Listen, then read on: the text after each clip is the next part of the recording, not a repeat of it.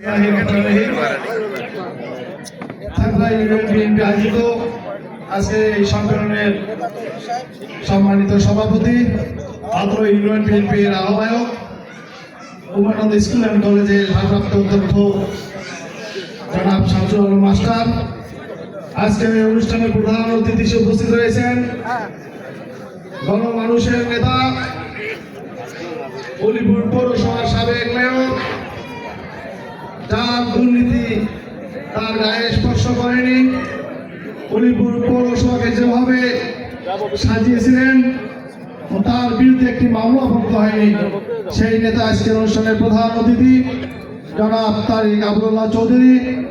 বিশেষ অতিথি উপস্থিত রয়েছেন উলিপুর উপজেলা বিএনপির সংগ্রামী সদস্য সচিব,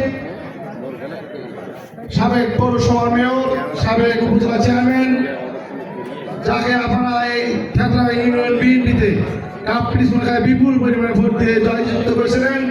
আজকের অনুষ্ঠানের বিশেষ অতিথি জনাব হায়দার আলী মিয়া। এখানে অনেক নেতাই বক্তব্য দিয়েছেন, তাছাড়া অনেকে এখানে বক্তব্য দেন নাই। যারা বক্তব্য দেন তাদেরকে আমি একটু পরিচয় করে দিচ্ছি। উলিপুর উপজেলা যুব দলের যুগ্ম আহ্বায়ক প্রভাষক কবির ইসলাম সরকার। এখানে পরিচয় আহ্বান জানাচ্ছি উলিপুর উপজেলা যুব দলের সংগ্রামী সদস্য সচিব জনাব সাইমুল ইসলাম শামীম। ওখানে বসে রয়েছেন উলিপুর উপজেলা বিএনপির যুগ্ম আহ্বায়ক, যিনি দীর্ঘদিন থেকে পরিবারের রাজনীতির সঙ্গে জড়িত, যুগ্ম আহ্বায়ক জনাব রমেশ সাহা। এখানে উপস্থিত রয়েছেন দলদলিয়া ইউনিয়ন বিএনপির সাবেক সাধারণ সম্পাদক শিক্ষক সুলাইমান আলী বক্সি। উপস্থিত আছেন উলিপুর পৌর বিএনপির যুগ্ম আহ্বায়ক জনাব মিলন সরকার। উপস্থিত রয়েছেন রতন কুমার সরকার স্বেচ্ছাসেবক দলের যুগ্ম আহ্বায়ক, পাশে বসা যুবদল নেতা জাহাঙ্গীর আলম, উলিপুর উপজেলা আহ্বায়ক কমিটির সদস্য মোস্তাফিজুর রহমান,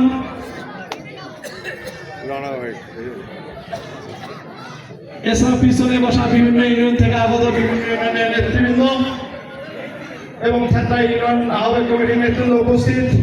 ঠেকরা ইউনিয়ন বিএনপির 1 থেকে 9টি ওয়ার্ডের সকল স্তরের নেতৃবৃন্দ, সকলকে জানাই উলিপুর উপজেলা বিএনপির পক্ষ থেকে রক্তিম শুভেচ্ছা।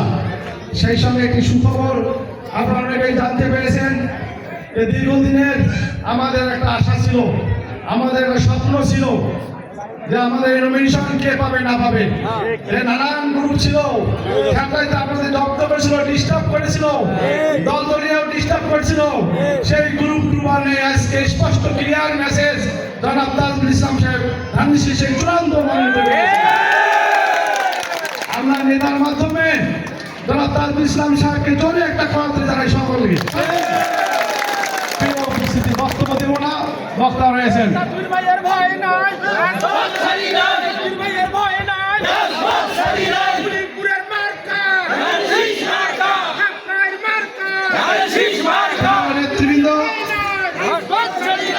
নেতৃবৃন্দ।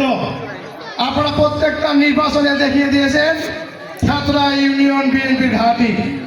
গত 2018 সালের সংসদ নির্বাচনে এই সেন্টারে গুলি হয়েছিল, এখানে অনেকেই আহত হয়েছিলেন, অনেকে এই সেন্টার থেকে বিএনপি থেকে উলিপুর হাসপাতালে ভর্তি হয়েছিলেন। পুলিশ সহ আওয়ামী লীগ সেই হাসপাতালে তাদের চিকিৎসা পণ্য দিতে দেয় নাই। সেই ঠেকরা ইউনিয়নের ঘাঁটি হলো আমাদের বিএনপি ঘাঁটি।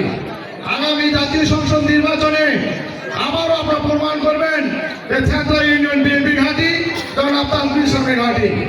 জনাব তাজুল ইসলাম সাহেব ঠেকরাইতে খরায় বন্যায় শীতে যে কোনো সময় যে কোনো আপদ বিপদে আপনাদের বিভিন্ন সময় সাহায্য সহযোগিতা দিয়ে এসেছে। তার প্রমাণ এই যে শাহজামাল ভাই কয় নম্বর ওয়ার্ডের সভাপতি বলেন? 9 নম্বর সভাপতি। উনি রংপুর যাওয়ার প্রাক্কালে তার গাড়ির উল্টে আহত হয়েছিলেন, সঙ্গে সঙ্গে তাজুল ইসলাম সাহেব যাবতীয় চিকিৎসার ব্যবস্থা করেছিলেন এবং তার বাড়িতে গিয়ে সমবেদনা জানিয়েছেন। কি ভাই সত্যি না মিথ্যা বলেন? সেই নেতা দল আমরা তাজুল দল করি। এখানে ভোটের সময় নানান অতিথি পাখি আসবে, বসন্তের কোকিল আসবে, শীত পড়তেছে শীতের সময় অনেক পাখি আসবে। সেই পাখির কথা আপনারা ভুলবেন না। যে নেতা দীর্ঘ 22 বছর থেকে দীর্ঘ 2 যুগ থেকে আমাদের সময় দিচ্ছে সেই স্বচ্ছ রাজনীতিবিদ জনাব তাজুল ইসলাম সাহেব। অনেক বক্তা বলে গেছেন তার সঙ্গে এটা আমাদের দুই নেতা নির্বাচিত জনপ্রতিনিধি, তাদের গায়ে কোনো দুর্নীতির স্পর্শ লাগে সেই নেতার আদর্শে আমরা উলিপুর বিএনপি পরিচালিত করি। প্রিয় নেতা উপস্থিতি, আরেকটি কথা বলবো, সেটি হচ্ছে যে পিআর, অনেকে পিআর বলে, একটি সংগঠন পিআর বলে। পিআরটা আমরা অনেকে জানি না, পিআরটা আপনাদের বুঝিয়ে দিচ্ছি। পিআর হলো যদি 100% ভোট পড়ে, যদি 100% সারা দেশে ভোট পড়ে তো 3টে এমপি হবে, যদি 2% ভোট পড়ে 6টে এমপি হবে। যাদের ছোট ছোট দল, যাদের কোনো জনসমর্থন নাই, যাদের কোনো গণজোয়ার নেই, তারাই পিআর চাচ্ছে। পিআর মানে এই যে সারা বাংলাদেশে ভোট হবে, সকাল 8টায় শুরু হবে, বিকাল 4টায় ঘোষণা হবে, ঢাকায় ঘোষণা ফলাফল হবে যে কোন দল কোন শতাংশ ভোট করছে।